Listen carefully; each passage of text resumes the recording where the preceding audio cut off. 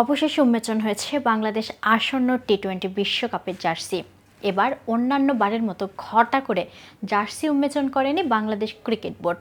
এ বিষয়ে বিস্তারিত জানাতে উষাবাণী স্পোর্টস থেকে আমি ইফফাত আরা মিথিলা রয়েছে আপনাদের সাথে। সামাজিক যোগাযোগ মাধ্যমে বিশ্বকাপের জার্সি পরহিতে স্কোয়াডে থাকা 15 ক্রিকেটারের একটি ছবি পোস্ট করেছে বিসিবি। গত কয়েকদিন বিশ্ব আসরের জার্সিতে নিয়ে বিতর্কের মুখে পড়েছে দেশটির ক্রিকেটার নিয়ন্ত্রক সংস্থা। এবার তাই সময় নিয়ে জার্সি জন সম্মুখে এনেছেন বিসিবি। যদিও এর মধ্যে জার্সি নিয়ে সমর্থকদের মধ্যে মিশ্র প্রতিক্রিয়া দেখা যাচ্ছে। বিশ্বকাপ সামনে রেখে বাংলাদেশ দল অবশ্য আগেই যুক্তরাষ্ট্র চলে গেছে।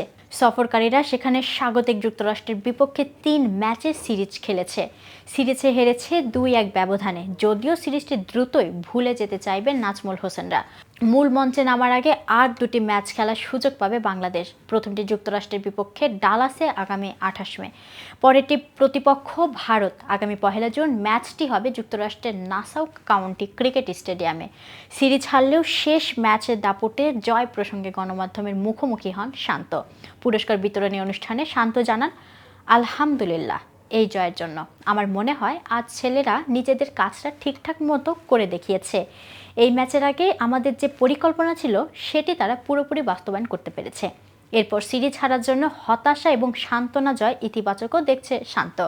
সিরিজ হেরে গিয়েছে সেজন্য অবশ্য আমরা হতাশ। সত্যি কথা বলতে আমরা ভালো ক্রিকেট খেলিনি। আমরা আজ ভালোভাবে জিতেছি, সিরিজটি ভালোভাবে শেষ করেছি। এটা আমাদের বিশ্বকাপে সাহায্য করবে, আত্মবিশ্বাস দেবে। আমরা এখন জানি কন্ডিশন কেমন হতে পারে এবং আশা করছি সামনে ভালো করতে পারবো। 4 ওভারে মাত্র 10 রানে 6 উইকেট নিয়ে ম্যাচ সেরা হয়েছেন মুস্তাফিজুর রহমান, যা বাংলাদেশের হয়ে টি-20 সেরা বোলিং ফিগার এবং ফরম্যাটটিতে সব মিলে 8ম সেরা।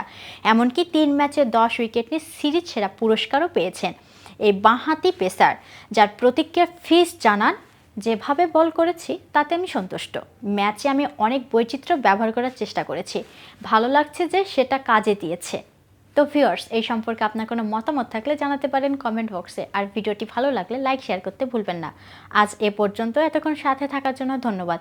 নিত্য নতুন খেলার আপডেট পেতে উষাবাণী স্পোর্টসের সাথেই থাকুন।